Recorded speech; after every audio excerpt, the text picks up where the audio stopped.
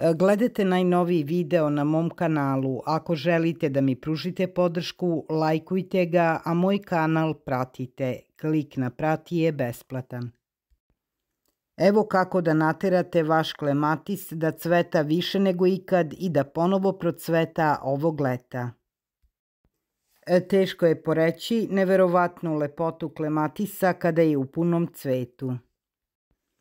Klematis je savršen za ograde, zidove, stubove, senike ili bilo gde može da se penje.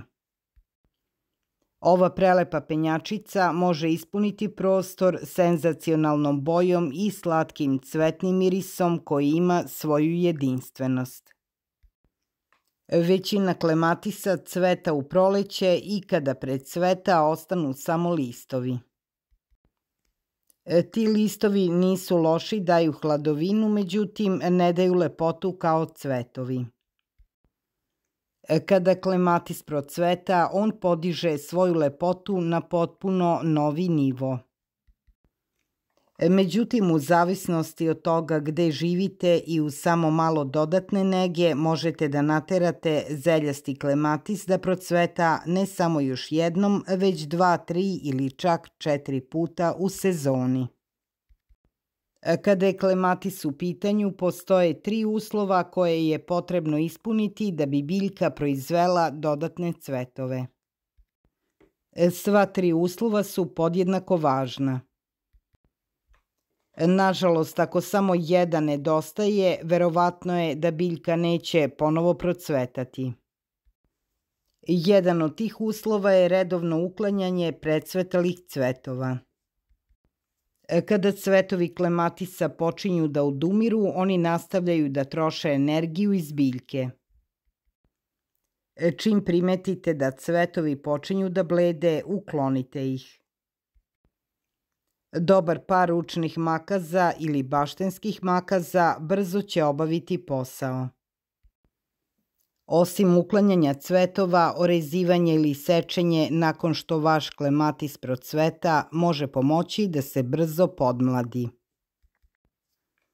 Nakon što vaš klematis prestane da cveta, orežite stabljike unazad od 20 do 30 cm do poslednjeg zdravog čvora.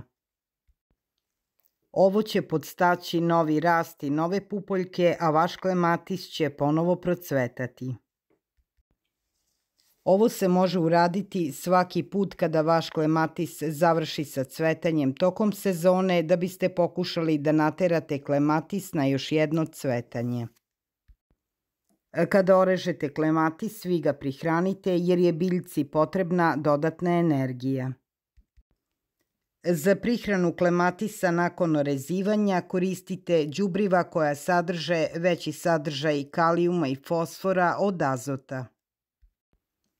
Za klematis potražite NPK đubriva u rasponu 4-10-10 i 5-10-10. Dodatni fosfor pomoći će klematisu da dobije energiju za cvetanje, a kalijum će pomoći klematisu da se brže oporavi i ostane zdrav.